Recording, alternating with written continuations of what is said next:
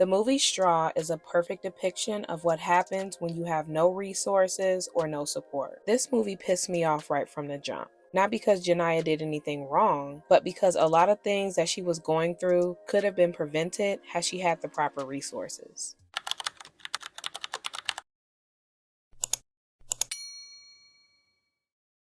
This movie is a hard watch for someone in the mental health or social service field. I spent a large portion of the movie saying things like, well, if she had this resource, then this wouldn't have happened. Or, if X support was available to her, then she wouldn't have had to deal with Y.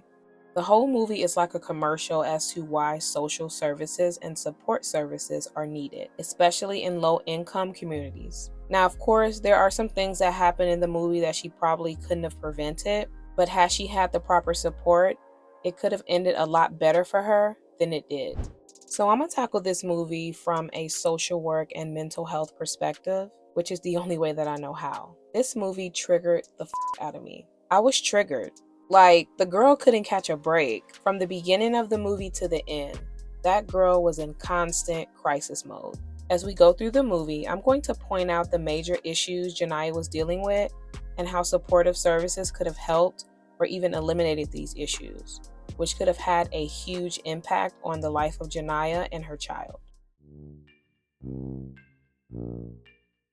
This is the first scene that pissed me off. Because why they don't have no air conditioning? It's obviously hot as hell in that apartment. Why isn't the landlord required to provide air conditioning to tenants? And if I'm not mistaken, they live in LA, where the temperatures could reach as high as 85 to 90 degrees, and sometimes even higher. As of now, landlords are not required by law to provide air conditioning to their tenants, which is crazy to me. But there are social service programs such as LIHEAP that may be able to provide air conditioning to those who qualify. Extreme heat is just as dangerous as extreme cold, and it can actually exacerbate pre-existing medical conditions, such as epilepsy, which is what Janiyah's daughter, Araya, probably had.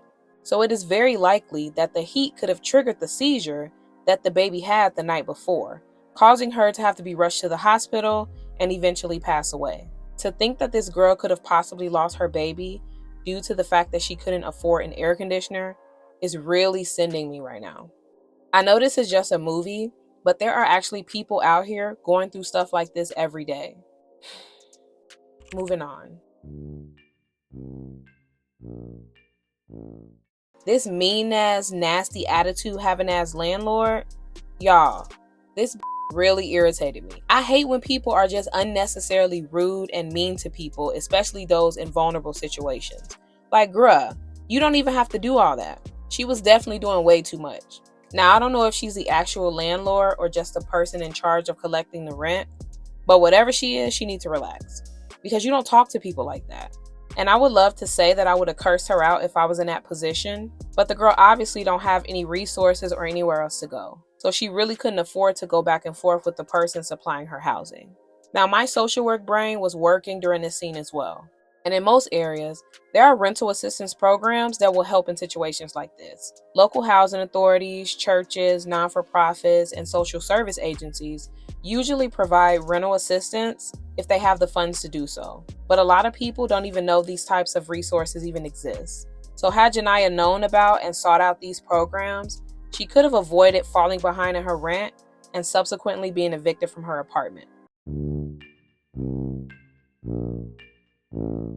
Oh my God, this boss. Watching how this boss spoke to her almost made me crash out. In no world is it okay for a boss to speak to his employees like this. He spoke to her like she was a child. No one would deal with this type of abuse if they had other options. Not only did this job seem highly stressful, it wasn't even paying her enough to meet her basic needs. Mind you, this is only one of her jobs. She has two. If I were a social worker in Janiyah's life, I would have referred her to the local social service agency to apply for SNAP, temporary cash assistance, and Medicaid insurance. These programs may not meet her needs 100%, but they would certainly take some of the stress out of her everyday life by providing her with some much needed support, like paying for Araya's medicine. This is the exact program that I used when I was going back to school to get my social work degree. There is no way that I would have been able to do that without the support of programs like these. So when I say I feel Janiyah's pain, I mean it. Her life could have gotten so much better had she had one or two of these support systems in place. I would also refer her to a job training assistance program to help her gain additional skills that could potentially get her a better job than the one that she has. This man was abusive, and she should not have to deal with that every day just to earn money. Now, even though this scene where Araya was taken by social services wasn't real, we're still going to talk about it because it's important. Janiyah said some really important things when she was speaking to the social services caseworker. The caseworker mentioned that Araya often comes to school hungry, and Janiyah explained that she has to work 2 jobs just to be able to buy food. This lady desperately needs a food assistance program. No one should be working 2 jobs and not even be able to eat or feed their kid properly. This is why food assistance programs like SNAP are so important. Also, the reason why she's at the school to begin with is to pay her daughter's lunch tab, which she can't even afford to do. This is where resources such as the National School Lunch Program would have came into play. This program is a federally assisted program which provides free or low-cost breakfast and lunch to children who qualify. Based on what I can see of Janiyah's circumstances, it definitely seems that she might have qualified for this program. Another problem solved. She no longer has to stress about paying for lunch, and her daughter gets to eat at school without being shamed by the staff. Also in this scene, Janiyah mentioned that she often doesn't have gas in her apartment, meaning they usually don't have hot water or a working stove to cook.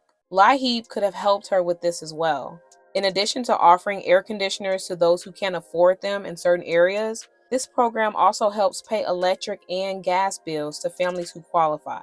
They also have a program aimed at helping you avoid disconnection if you receive one of those pink notices in the mail. So had Janiyah known about or even been referred to some of these programs, the quality of her and her child's life would have been so much better. It didn't seem that Janiyah was a bad parent, but it did seem that she lacked the necessary support that she needed to be able to properly care for Araya effectively. Now, in real life, she probably wouldn't have lost custody of her baby due to these circumstances. She would have been referred to some of the support programs that I mentioned, and a safety plan would have been put into place to ensure that Aria's needs would continue to be met before the social service team would have closed the case. I don't have much to say about these cops other than the fact that they were losers and absolutely should not be allowed to be cops. They definitely contribute to the stress that she experienced that day. Not only was that one cop completely unhinged and should have been fired immediately, the woman cop did little to check him and probably didn't even report his behavior. She also impounded Janiyah's car for expired paperwork, which 100% will make her life even harder than it already is at that point. She already has to get up at 6 a.m., and that's with a car. Even if public transportation is available in her area, that can add an additional 4 to 5 hours to her day, just in a commute. There are organizations such as Wheels from the Heart that donate cars to low-income mothers, but those programs are few and far between, and the process could possibly take some time before the car is even received. The Temporary Cash Assistance Program does offer emergency assistance for people who are at risk of losing their job due to car issues. So Janiyah may have been able to get assistance from them to get her car back. So, after losing custody of her daughter, Janiyah heads back to work because she has no choice. Her boss immediately starts to berate and verbally abuse her. Then he fires her. Honestly, her getting fired was not such a bad thing in my eyes. I would have referred her to the unemployment office so that she can start the process of applying for those benefits. This boss was a lunatic anyway. After getting fired, Janiyah goes home to find all of her stuff outside in the rain. She had been evicted. Now, I do want to note that in real life, this couldn't have happened. A landlord does not have the right to do this without first taking a tenant to court and getting approval from a judge. And even then, a process server usually comes to the house to evict the tenant and their things. The landlord is usually not even there. But of course, this plays out this way for dramatic effect because it's a movie. So Janiyah is in desperate need of housing assistance, preferably low-income or Section 8 housing. Both programs assist with housing for low-income families, and they only require the family to pay 30% of their income toward the rent, and the program pays the rest. These programs are lifelines for people like Janiyah. They also give you further protection from predatory landlords as they inspect the property annually to ensure that the landlord keeps the unit up to code. Programs like these would have dramatically improved Janiyah's circumstances had she had access to them. Can you imagine having all of that shit happen to you in one day, then coming home and seeing everything you own outside and not even having a car to put your stuff in? Yeah, I would have crashed out too.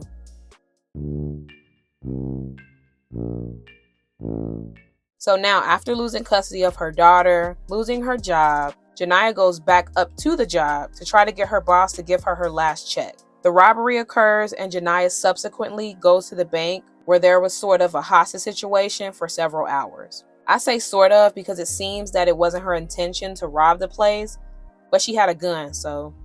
Anyway, the big reveal comes at the end when they get her mother on the phone, and she reveals that Araya, Janiyah's daughter, had actually died the night before at the hospital. She had a seizure and had to be rushed to the hospital. Now, her having a seizure could have simply been caused by an unexplained event, or it could have been caused by other factors, such as her being malnourished, her having a heat stroke due to the apartment being so hot, or the fact that she was not getting a proper amount of sleep due to the neighbor being allowed to blast that loud-ass music at all times of the day and night. Janiyah had completely disassociated from this event.